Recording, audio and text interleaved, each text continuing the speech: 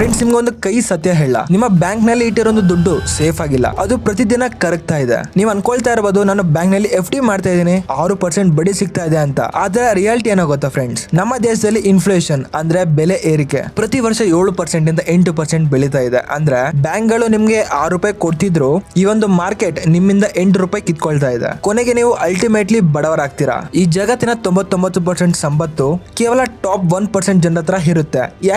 ಯಾಕೆಂತಂದ್ರೆ ಅವರಿಗೆ ಒಂದು ಸೀಕ್ರೆಟ್ ಗೊತ್ತಿದೆ, don't save money, build assets.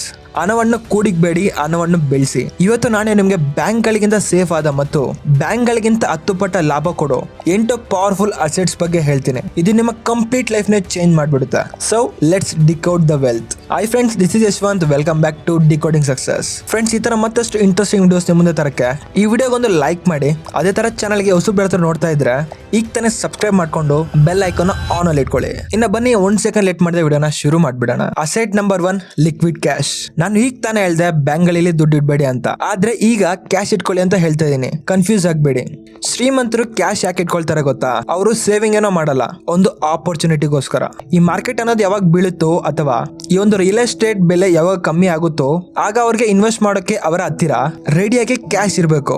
ಸಾಮಾನ್ಯ ಜನರಾದ್ರೆ ಮಾರ್ಕೆಟ್ ಬಿದ್ದಾಗ ಭಯ ಪಡ್ತಾರೆ, ಆದ್ರೆ ಶ್ರೀಮಂತರು ಅದನ್ನ ಒಂದು ಆಪರ್ಚುನಿಟಿ ತರ ನೋಡ್ತಾರೆ. ಅದಕ್ಕೆ ದೊಡ್ಡ ದೊಡ್ಡ ಕಂಪನಿಗಳು ಲೈಕ್ ಆಪಲ್, ಗೂಗಲ್ ಕೋಟಿಗಟ್ಟಲೆ ಕ್ಯಾಶ್ ರಿಸರ್ವ್ ನಲ್ಲಿ ಇಟ್ಕೊಂಡಿರ್ತಾರೆ. ಸೊ ನಿಮ್ಮ ಹತ್ರ ಕ್ಯಾಶ್ ಇದ್ರೆ ನೀವು ಬಡ್ಡಿ ಕೂಡ ಗಳಿಸಬಹುದು. ನಮ್ಮಲ್ಲಿ ಎಷ್ಟೋ ಜನ ತುರ್ತು ಪರಿಸ್ಥಿತಿಯಲ್ಲಿ ಸಾಲ ಕೊಟ್ಟು ಈ ಒಂದು ಬ್ಯಾಂಕ್ ಗಳಿಗಿಂತ ಜಾಸ್ತಿ ಬಡ್ಡಿ ಗಳಿಸ್ತಾರೆ. So cash is not for saving, ಅದೊಂದು ಆದಾಯ ನಿಮ್ಮ ನೆಕ್ಸ್ಟ್ ಇನ್ವೆಸ್ಟ್ಮೆಂಟ್ ಗೆ. Asset number 2, real estate. ಈ ಒಂದು ಭಾರತದಲ್ಲಿ ಇವತ್ತಿಗೂ ಅತ್ಯಂತ ನಂಬಿಕಸ್ಥ ಹೂಡಿಕೆ ಏನು ಅಂತಂದ್ರೆ ಅದು ರಿಯಲ್ ಎಸ್ಟೇಟ್ಸ್. ಯಾಕೆಂತಂದ್ರೆ ನಮ್ಮ ಪಾಪ್ಯುಲೇಷನ್ ಜಾಸ್ತಿ ಆಗಿದೆ, ಆದ್ರೆ ಜಾಗ ಮಾತ್ರ ಜಾಸ್ತಿ ಇಲ್ಲ. ಇದಕ್ಕೆ ಡಿಪೆಂಡ್ ಯಾವತ್ತೂ ಇರುತ್ತೆ. ನೀವು ರಿಯಲ್ ಎಸ್ಟೇಟ್ ನಲ್ಲಿ 2 ರೀತಿಯಲ್ಲಿ ದುಡ್ಡು ಮಾಡಬಹುದು. ಮೊದಲನೇದು ಕ್ಯಾಪಿಟಲ್ ಅಟ್ರಾಕ್ಷನ್. ನೀವು 20 ಲಕ್ಷಕ್ಕೆ ತಗೊಂಡಿರೋ ಸೈಟ್ 5 ವರ್ಷದಲ್ಲಿ 40 ಲಕ್ಷ ಆಗ್ಬಹುದು. ಎರಡನೇದು ರಿಟೇಲ್ ಇನ್ಕಮ್. ಇದೊಂದು ಮ್ಯಾಜಿಕ್ ಇದ್ದ ಹಾಗೆ, ನೀವು ಮಲಗಿದ್ರೇನು ಕೂಡ ನಿಮ್ಮ ಬಾಡಿಗೆ ಹಣ ನಿಮ್ಮ ಅಕೌಂಟ್ ಅಲ್ಲಿ ಬರ್ತಾನೆ ಇರುತ್ತೆ. ಉದಾಹರಣೆಗೆ ನೀವೊಂದು ಕಮರ್ಷಿಯಲ್ ಜಾಗ ಅಥವಾ ಮನೆ ಕಟ್ಟಿ ಬಾಡಿಗೆಗೆ ಬಿಟ್ರೆ ಅದು ನಿಮಗೆ ಪ್ರತಿ ತಿಂಗಳು ಸಂಬಳ ತರ ದುಡ್ಡು ಕೊಡ್ತಾ ಹೋಗುತ್ತೆ. ಸೊ ಇದನ್ನೇ ಪ್ಯಾಸಿವ್ ಇನ್ಕಮ್ ಅಂತಾರ. ನೀವು ಇಲ್ಲೇನ್ ಕೆಲಸ ಮಾಡ್ತಿಲ್ಲ, ನಿಮ್ಮ ಪ್ರಾಪರ್ಟಿ ನಿಮ್ಗೋಸ್ಕರ ಕೆಲಸ ಮಾಡ್ತಾ ಇದೆ. So asset number 3, bonds. Friends, ತುಂಬಾ ಜನಕ್ಕೆ ಸ್ಟಾಕ್ ಮಾರ್ಕೆಟ್ ಅಂದ್ರೆ ಭಯ. ನಿಮ್ಗೆ ಒಂದ್ ಒಳ್ಳೆ ರಿಯಲ್ ಎಸ್ಟೇಟ್ ನಲ್ಲಿ ಹಾಕೋಷ್ಟು ದುಡ್ಡು ಇಲ್ಲ ಅಂತಂದ್ರೆ ಅವ್ರಿಗೆ ಬೆಸ್ಟ್ ಆಪ್ಷನ್ ಈ ಒಂದು ಬಾಂಡ್ಸ್. ಫ್ರೆಂಡ್ಸ್, ಈ ಬಾಂಡ್ಸ್ ಅಂದ್ರೆ ವೆರಿ ಸಿಂಪಲ್. ನೀವು ಸರ್ಕಾರಕ್ಕೆ ಅಥವಾ ದೊಡ್ಡ ಕಂಪನಿಗೆ ಸಾಲ ಕೊಡ್ತಾ ಇದ್ದೀರಾ, ಅದಕ್ಕೆ ಅವರು ನಿಮ್ಗೆ ಫಿಕ್ಸ್ ಬಡ್ಡಿ ಕೊಡ್ತಾರೆ. ಇದು ಬ್ಯಾಂಕ್ ಗಳಿಗಿಂತ ತುಂಬಾ ಸೇಫ್ ಮತ್ತು ನಿಮ್ಮ ಬ್ಯಾಂಕ್ ಗಳಿಗಿಂತ ತುಂಬಾ ರಿಟರ್ನ್ಸ್ ಕೊಡ್ತವೆ. ಸಾಮಾನ್ಯವಾಗಿ ಗವರ್ನಮೆಂಟ್ ಬಾಂಡ್ಸ್ 7% ಇಂದ 8% ರಿಟರ್ನ್ ಕೊಡುತ್ತೆ. ಅದೇ ರೀತಿ ಕಾರ್ಪೊರೇಟ್ ಬಾಂಡ್ಸ್ ಇನ್ನು ಜಾಸ್ತಿನೇ ಕೊಡುತ್ತೆ.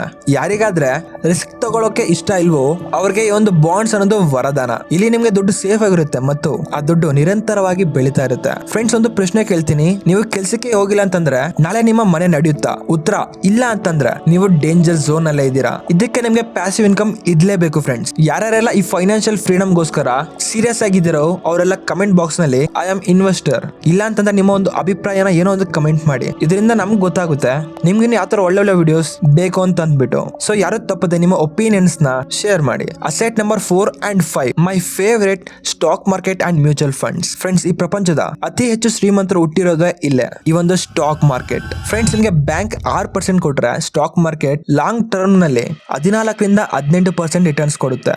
ಫಾರ್ ಎಕ್ಸಾಂಪಲ್, ನಿಮ್ಗೆ ಸ್ಟಾಕ್ಸ್ ಏನಂದ್ರೆ ಗೊತ್ತಿಲ್ಲ ಅಂತಂದ್ರೆ ಈ ಒಂದು ಸ್ಟಾಕ್ಸ್ ಅಂತಂದ್ರೆ ನೀವು ನೇರವಾಗಿ ಒಂದು ಕಂಪನಿಯ ಮಾಲೀಕ ಆಗ್ತೀರಾ. ಆ ಒಂದು ಕಂಪನಿ ಬೆಳೆದರೆ ನಿಮ್ಮ ದುಡ್ಡು ಬೆಳೆಯುತ್ತೆ, ಜೊತೆಗೆ ಡಿವಿಡೆಂಡ್ ರೂಪದಲ್ಲಿ ನೀವು ಇನ್ವೆಸ್ಟ್ ಮಾಡಿರೋದಕ್ಕೆ ಒಳ್ಳೆ ರಿಟರ್ನ್ಸ್ ಕೂಡ ಸಿಗುತ್ತೆ. ಎರಡನೇದು mutual funds are index funds. Friends, ನಿಮ್ಗೆ ಸ್ಟಾಕ್ ನಾಲೆಜ್ ಇಲ್ಲ ಅಂತ ಅನ್ಕೊಳ್ಳಿ, ನಿಮ್ಗೆ ಮ್ಯೂಚುವಲ್ ಫಂಡ್ಸ್ ಇದೆ. ಇಲ್ಲಿ ಎಕ್ಸ್ಪರ್ಟ್ ಗಳು ನಿಮ್ಮ ಹಣವನ್ನು ನಿರ್ವಹಣೆ ಮಾಡ್ತಾರೆ. ಅದೇ ತರ ನನ್ನ ಫ್ರೆಂಡ್ ರವಿ 2010ರಲ್ಲಿ ತಿಂಗಳಿಗೆ ಬರೀ ₹1000 ಹಾಕೋಕೆ ಸ್ಟಾರ್ಟ್ ಮಾಡ್ದ. ಅದೇ 2020ರಲ್ಲಿ ಅದು ಲಕ್ಷಾಂತರ ರೂಪಾಯಿ ಆಯ್ತು. ಇದಕ್ಕೆ ಪವರ್ ಆಫ್ ಕಾಂಪೌಂಡಿಂಗ್ ಅಂತಾರೆ. ಇದು ಸಣ್ಣ ಮೊತ್ತವಿದ್ರು ಸರಿ, ಇವತ್ತೇ ನೀವು SIP ನ ಶುರು ಮಾಡಬಹುದು. SIP ಅಂತಂದ್ರೆ ಸಿಸ್ಟಮ್ಯಾಟಿಕ್ ಇನ್ವೆಸ್ಟ್ಮೆಂಟ್ ಪ್ಲಾನ್. ಇದು ಒಂದು ಬೆಸ್ಟ್ ಆಪ್ಷನ್ ನಿಮ್ಮ ವೆಲ್ತ್ ನ ಕ್ರಿಯೇಟ್ ಮಾಡೋದಕ್ಕೆ.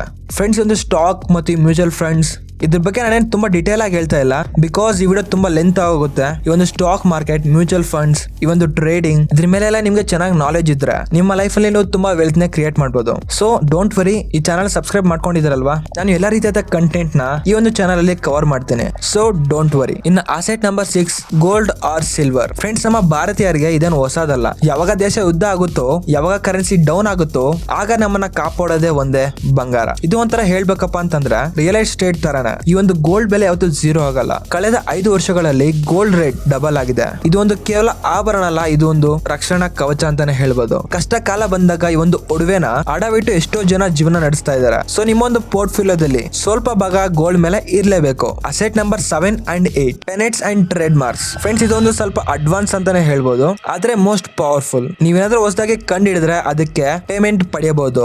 ಬೇರೆಯವರು ಅದನ್ನ ಯೂಸ್ ಮಾಡಿದಾಗೆಲ್ಲ ನಿಮ್ಗೆ ರಾಯಲ್ಟಿ ಕೊಡ್ಬೇಕು. ಉದಾಹರಣೆಗೆ JK ರೌಲಿಂಗ್, ಇವರೊಬ್ಬ ಹ್ಯಾರಿ ಪೋಟ್ರಿ ಆಥರ್. ಅವರು ಬರೆದಿದ್ದ ಪುಸ್ತಕಕ್ಕೆ ಇವತ್ತಿಗೂ ದುಡ್ಡು ಬರ್ತಾನೆ ಇರುತ್ತೆ. ಅದೇ ರೀತಿ ಟ್ರೇಡ್ ಮಾರ್ಕ್ ಕೂಡ ಅಷ್ಟೇ. ನಿಮ್ಮ ಬ್ರ್ಯಾಂಡ್, ನಿಮ್ಮ ಲೋಗೋ, ಇದು ಕೂಡ ಒಂದು ಆಸ್ತಿ. ನಾಳೆ ಒಂದ್ ದಿವಸ ನಿಮ್ಮ ಕಂಪನಿ ದೊಡ್ಡದಾದ್ರೆ ಬರೀ ಒಂದು ಹೆಸರಿಗೆ ಮಾತ್ರನೇ ಕೋಟಿ ಕೋಟಿ ಬೆಲೆ ಇರುತ್ತೆ. ಇದು ನಿಮ್ಮ ಮೆದುಳಿನಿಂದ ಬರೋ ಸಂಪತ್ತು. ಸೊ ನೋಡಿ ಫ್ರೆಂಡ್ಸ್, ಈ ಶ್ರೀಮಂತನಾಗೋದು ಒಂದು ದಿನದ ಕೆಲಸ ಅಲ್ಲ, ಆದ್ರೆ ಸರಿಯಾದ ಟೈಮ್ ನಲ್ಲಿ ಸರಿಯಾದ ಜಾಗಕ್ಕೆ ನೀವು ದುಡ್ಡು ಇಟ್ರೆ, ನೀವು ಮಲಗಿರ್ಬೇಕಾದ್ರೂ ಕೂಡ ನಿಮ್ಮ ದುಡ್ಡು ನಿಮ್ಗಾಗಿ ಕೆಲಸ ಮಾಡ್ತಾ ಇರುತ್ತೆ. ಸೊ ಈ ಒಂದು 8 ಅಸೆಟ್ ಗಳಲ್ಲಿ ನಿಮ್ಗೆ ಯಾವ್ದು ಬೆಸ್ಟ್ ಅನಿಸ್ತು ಅಂಡ್ ನೀವು ಯಾವ್ದ್ರಲ್ಲಿ ಇನ್ವೆಸ್ಟ್ ಮಾಡಕ್ಕೆ ಪ್ಲಾನ್ ಮಾಡ್ತಾ ಇದ್ದೀರಾ? ಮ್ಯೂಚುವಲ್ ಫಂಡ್ಸ್ ಮೇಲೆನಾ, ಸ್ಟಾಕ್ ಮೇಲೆನಾ, ಆರ್ ರಿಯಲ್ ಎಸ್ಟೇಟ್ ಮೇಲೆನಾ? ತಪ್ಪದೆ ಕಮೆಂಟ್ ಬಾಕ್ಸ್ ನಲ್ಲಿ ತಿಳಿಸಿ. ಸೊ ಈ ಒಂದು ಫೈನಾನ್ಸ್ ಬಗ್ಗೆ ವೀಕ್ಲಿ ಒಂದು ವಿಡಿಯೋ ತರ್ತಾ ಇರ್ತೀನಿ. ಸೊ ಯಾರು ಮಿಸ್ ಆಗಕ್ಕೆ ಹೋಗ್ಬೇಡಿ. This is a very very powerful for your future. So ಇದಾಗಿತ್ತು ಫ್ರೆಂಡ್ಸ್ ಇವತ್ತಿನ ವಿಡಿಯೋ. ಸೊ ವಿಡಿಯೋ ಇಷ್ಟವಾಗಿದ್ರೆ ತಪ್ಪದೆ ಒಂದು ಲೈಕ್ ಮಾಡಿ ಫ್ರೆಂಡ್ಸ್. ನೀವೇನಾದ್ರೂ ರೀಸೆಂಟ್ ಆಗಿರೋ ವಿಡಿಯೋಸ್ ಮಿಸ್ ಆಗಿದ್ರೆ ಎಂಡ್ ಸ್ಕ್ರೀನ್ ಅಲ್ಲಿ ಕೊಟ್ಟಿರ್ತೀನಿ, ತಪ್ಪದೆ ವಾಚ್ ಮಾಡಿ. ಅದು ನಿಮ್ಮನ್ನ ಮತ್ತಷ್ಟು ಪವರ್ಫುಲ್ ಮಾಡುತ್ತೆ. ಓಕೆ, ಇನ್ನು ನೆಕ್ಸ್ಟ್ ವಿಡಿಯೋದಲ್ಲಿ ಮತ್ತೊಂದು ಇಂಟ್ರೆಸ್ಟಿಂಗ್ ಕಾನ್ಸೆಪ್ಟ್ ಜೊತೆ ನಿಮ್ಮ ಮುಂದೆ ಬರ್ತೀನಿ. Until then, take care. Thanks for watching. This is Yashwant signing off. Bye guys.